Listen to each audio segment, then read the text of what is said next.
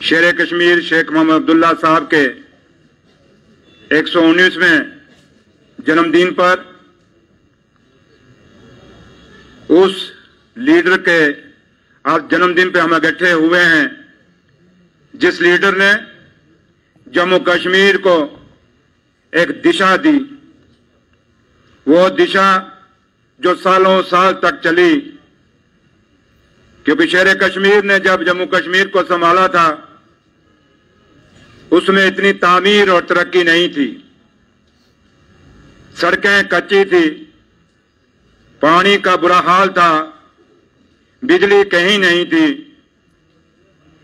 Education में भी लोग इतना नहीं जा रहे थे, अनपढ़ता बहुत ज्यादा थी। शेर कश्मीर ने अपने बच्चों की पढ़ाई के लिए जम्मू कश्मीर के अंदर मुफ्त शिक्षा का कहीं ना कहीं स्कूलों के अंदर इंप्लीमेंट किया। जम्मू कश्मीर में काफी अरसे तक, जब तक नेशनल कॉन्फ्रेंस की सरकारें रही, जम्मू कश्मीर की यूनिवर्सिटियों में भी पढ़ाई सस्ती थी और स्कूल और कॉलेजों में भी सस्ती थी। लेकिन जब नेशनल कॉन्फ्रेंस की हुकूमत नहीं रही 2014 के बाद, आज आप देखें कि स्कूलों में पढ़ाई की क्या हालात हैं। एक गरीब बच्चा जिसके मां बाप की कोई कमाई नहीं, वो बच्चा यूनिवर्सिटियों में एडमिशन नहीं ले सकता। शेर कश्मीर के टाइम पे और नेशनल कॉन्फ्रेंस की जब तक सरकारें रही, एक गरीब से गरीब का बच्चा भी हर जगह जहां तक वो पढ़ना चाहता था वो पढ़ता था। आज भी कई लोग ऐसे हैं जो बात करते हैं कि जब कोई कहेगा कि मैं शेर कश्मीर के टाइम पे डॉक्टर बना था, कोई कहेगा मैं फारूक साहब के टाइम पे डॉक्टर बना था, कोई ये कहेगा कि मैं उमर साहब के टाइम में बना हूं। लेकिन आज किसी लीडर का कोई नाम लेता है? क्यों नहीं लेता? उसकी वजह यह है कि आज पढ़ाइयां महंगी हो गई हैं, पढ़ाइयां बड़ी मुश्किल हो गई हैं। उसके साथ साथ आज जम्मू कश्मीर का जो माहौल है आपके सामने है। जब इलेक्शन का दौर आता है आपके सामने क्या होता है, किन मुद्दों पे इलेक्शन लड़ा जाता है। क्या बिजली और पानी के ऊपर कभी जम्मू में इलेक्शन हो रहा है? शिक्षा के ऊपर, हॉस्पिटलों के ऊपर, बेरोजगार बच्चों के रोजगार के नाम पे कभी जम्मू में इलेक्शन हुआ? 2014 के बाद कभी भी इन मुद्दों पे इलेक्शन नहीं हुआ। लेकिन 2014 से पहले जब भी इलेक्शन हुए हमेशा मुद्दों पे इलेक्शन हुए। आज जब हम नए जम्मू कश्मीर की बात करते हैं, जो नया जम्मू कश्मीर किसने बनाया, जो कहते थे कि अच्छे दिन आएंगे, आपके सामने अच्छे दिन है। शुक्र है उस भगवान का, उस रब का कि आज दोबारा उमर साहब की क़यादत में जम्मू कश्मीर में एक नई सरकार बनी है। अगर ये सरकार ना बनती, आप पिछले 6 साल और 10 सालों को लगा लें, अब तो 10 साल लगाए नहीं तो 6 साल ही लगा लें, क्या ये बाबू आपको अपने दफ्तरों में घुसने देते थे? क्या घुसने देते थे आपको? बिल्कुल नहीं। आज आप सेक्रेटरीट में जाओ, एक मेला लगा हुआ है, लोग आ रहे हैं, एक आस, एक उम्मीद के साथ सरकार के पास आ रहे हैं। और आज जो हम मंत्री लोग काम कर रहे हैं, ये फारूक साहब की रहनुमाई में, उमर साहब की डायरेक्शन में हम जगह जगह जाके लोगों को ये जतला रहे हैं कि ये सरकार आपकी चुनी हुई सरकार है। बेशक जम्मू सूबे के अंदर और खासकर जम्मू और कठुआ के अंदर हमें उतनी सीटें नहीं मिलनी जो मिलनी चाहिए थी। हम तो इलेक्शन ही लड़े, लेकिन कांग्रेस लड़ी, वो सीटें नहीं मिली। लेकिन उसके बावजूद भी उमर साहब की और फारूक साहब की रहनुमाई में हम जितने मंत्री लोग हैं आपके सामने हर दफ्तरों में जा रहे हैं, हर जगह जा रहे हैं और ऑफिसरों की अकाउंटेबिलिटी फिक्स कर रहे हैं। साथियों, शेर कश्मीर शेख मोहम्मद अब्दुल्ला साहब का आज बेशक उनकी छुट्टी खत्म की गई, बेशक उनके नाम कई जगहों से हटाए गए। मैं भी पूछना चाहता हूं जिन्होंने हटाए कि बताइए, छुट्टी हटाने से या उनका नाम हटाने से जम्मू कश्मीर को क्या फायदा हुआ? क्या जम्मू कश्मीर के बेरोजगार बच्चों को रोजगार मिल गया? आज भी उन दूर दराज के पहाड़ों पे, उन बादलों के गांवों में, उन कंडी बेल्ट में क्या लोगों को पानी और बिजली मिल रहा है?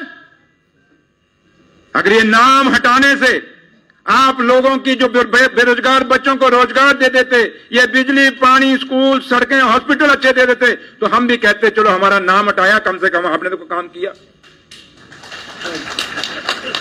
नाम हटाने से कभी फायदा नहीं होगा, किसी के लिए इतनी नफरत रखने से कभी फायदा नहीं होगा। चाहे ऋषियों, मुनियों, पीर, पैगंबरों से सुन लें, हमें बचपन से पढ़ाया गया, आप सबको पढ़ाया गया है कि भगवान एक है, उसको पूजने के तरीके अलग अलग हैं। जब भगवान हमारे लिए सबके लिए एक है, तो आप कैसे फर्का कर सकते हो? आप कैसे किसी का नाम काट सकते हो? आप कैसे किसी की छुट्टी काट सकते हो?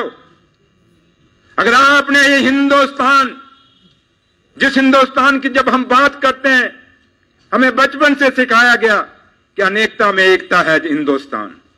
अनेकता का मतलब क्या है? जहां हर कौम, हर मजहब, हर बरादरी है, अनेकता तो यही हुई। लेकिन जब जब भी हिंदुस्तान पे बुरे दिन आए, जब जब भी हिंदुस्तान पे दुश्मनों ने कोई बुरी नजर डाली, तो हिंदुस्तान का एक एक बच्चा बिना जात, बरादरी, मजहब के ऊपर उठ के उसने हिंदुस्तान की रक्षा की। ये हमें सिखाया गया है। आज भी नेशनल कॉन्फ्रेंस के लोग उसी रास्ते पे चल रहे हैं। हम अपने रास्ते से डगमगाए नहीं हैं। हमारे लीडर, हमारे कायद शेर कश्मीर शेख महमूदुल्लाह साहब ने जो रास्ता आजादी के बाद जम्मू कश्मीर में और हिंदुस्तान में एक लाइन दी, आज भी नेशनल कॉन्फ्रेंस उसी रास्ते पे है। हम सारी बरादरियों, सारे मजहबों को साथ लेके चलते हैं। अगर नेशनल कॉन्फ्रेंस ये ना सोचती कि हमने सबको साथ ले लेके चलना है, तो फिर आज सुरेंद्र चौधरी जम्मू से डिप्टी चीफ मिनिस्टर ना होता। आज सुरेंद्र चौधरी अगर डिप्टी चीफ मिनिस्टर है, तो ये शेर कश्मीर शेख महमूदुल्लाह साहब का बताया हुआ रास्ता है कि हमने जम्मू को भी साथ लेके चलना है, हमने कश्मीर को भी साथ लेके चलना है, लद्दाख बेशक अलग हो गया, हमने उसको भी साथ लेके चलना है। नेशनल कॉन्फ्रेंस अपने रास्ते से नहीं हटी। शेर कश्मीर ने जो नारा दिया, हिंदू मुस्लिम सिख इत्तेहाद का जो नारा दिया, जो सारे भाई भाई हम कहते हैं, वो नारा आज भी नेशनल कॉन्फ्रेंस मानती है। आज इस कैबिनेट में आप देख लें, हर कौम से लोग उसमें हैं, हर सूबे से लोग हैं, हर जगह। बेशक कैबिनेट छोटी सी है, बड़ी कैबिनेट नहीं, क्योंकि यूटी है। और आज जब हम ये बात करते हैं, शेर कश्मीर का जन्मदिन मना रहे हैं, तो साथियों एक बात याद रखिए कि जम्मू कश्मीर की खूबसूरती इसी में है और जम्मू कश्मीर की तामीर और तरक्की इसी में है।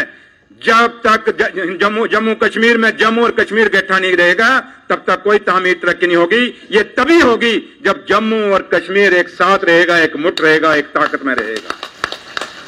हमें जात, बरादरियों, मजहब से ऊपर उठना पड़ेगा। आज नेशनल कॉन्फ्रेंस को अभी 2 महीने अभी सरकार में हुए हैं, हमने वो काम करके दिखाए।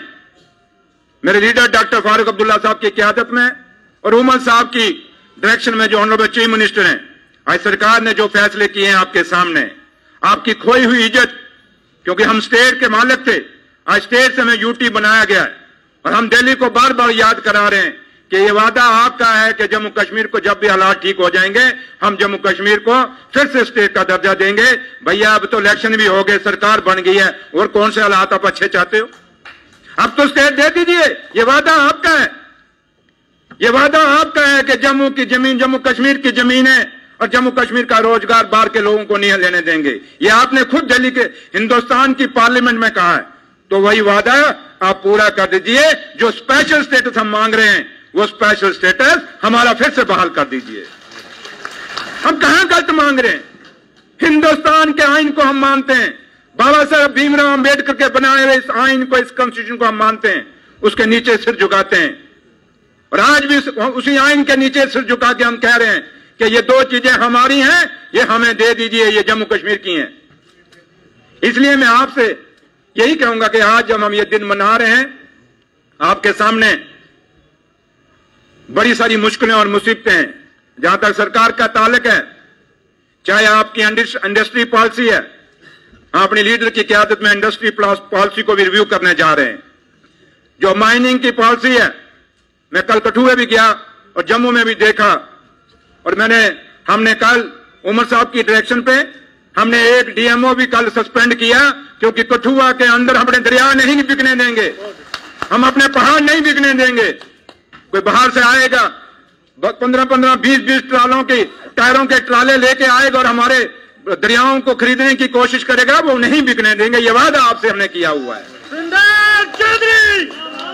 और जहां तक ताल्लुक है ये इलीगल माइनिंग का सवाल पैदा नहीं हो सकता। आज हमारे पहाड़ों में पानी खत्म हो गए हैं इलीगल माइनिंग से, हमारे कुएं और बावलियां बैठ गई हैं, आज पानी का सोर्स नहीं है। जल जीवन मिशन जो इन्होंने लाया, पाइपें पे पाइपें कहां से उठा के ले आए सस्ती, और ये पाइपें हमारे जम्मू कश्मीर को दे दी। पाइपों की पाइपें बिछ गई, लेकिन पीछे बावली नहीं है, कोई पानी नहीं है, कोई कुआं नहीं है। पानी कहां से आएगा उन पाइपों में? है कि नहीं है सच्चाई आपके गांव में? इसलिए मैं आपको कहूंगा मसले बड़े हैं, ये सरकार के सामने, हम लोगों के सामने बड़ी चैलेंजेस हैं, लेकिन जहां तक ताल्लुक है सरकार हमने देखनी है, पार्टी आपने देखनी है, और पार्टी को आप लोगों ने सबने मिलजुल के हमने मजबूत करना है। कल मैं कठुआ गया, कई लोग मुझे कहने जी आपने बताया नहीं। मैंने कहा यार ऑफिशियल टूर था, अगर मैं वहां मैंने सरप्राइज विजिट करनी थी, अगर मैं आपको साथ लेके जाता लोगों की आपकी दुश्मनी पड़ जानी। उन्होंने कहा चौधरी को यो लेके आई नहीं तो इसलिए मैंने आपको साथ नहीं लिया। अगर मैं उन दफ्तरों में आपको साथ लेके जाता, लोगों ने आपके नाम घसीटने शुरू करने थे। रही बात, हमने गुप्ता साहब को, उसमें गुप्ता साहब से हमने रिक्वेस्ट की हुई है कि हम डिस्ट्रिक्ट हेडक्वार्टरों में जाएंगे सारे बारी बारी, और वहां टूर बनाएंगे सारे मंत्री लोग, हम बारी बारी जाएंगे वहां। उमर साहब की भी यही डायरेक्शन है, आएंगे आपके मसले और मसाइल को वहां भी सुनेंगे, और यहां भी जो आपके मसले मसाइल हैं, मैं बार बार आपको कहता हूं कि पार्टी के लोग जितने भी हैं वो यहां से शेर कश्मीर से या अपने डिस्ट्रिक्ट प्रेसिडेंट से चिट्ठी लेके आए, क्योंकि वहां सेक्रेटरीट के अंदर हर तरह के लोग आते हैं। मैं कईयों को वापस भेजता हूं। मैं कहता हूं वहां से खुशबू साहब के वहां हमारे कुछ लोग आए थे ऊपर से, मैंने उनको कहा वहां उनसे चिट्ठी लेके आओ, हमारे एमएलए ऑनरेबल वहां के, तो मैंने कहा चिट्ठी लेके आओगे तभी करेंगे, ऐसे नहीं करेंगे। तो लिहाजा मैं आपसे कहूंगा कि हम लोग वहां सेक्रेटरीट में बैठ के आपकी हिफाजत करेंगे, लेकिन पार्टी असेंबली पंचायती इलेक्शन है, डीडी अपना अर्बन इलेक्शन है, उनके लिए मेहनत करिए, जोर लगाइए और ताकत लगाइए। और शेर कश्मीर का सही अगर जन्मदिन मनाना है तो यही है कि जम्मू सूबे से हमारे बीडीसी भी बने, डीडीसी भी बने, सरपंच भी बने, पंच भी बने और मेयर भी बने और डिप्टी मेयर, यही आपको करना होगा। इन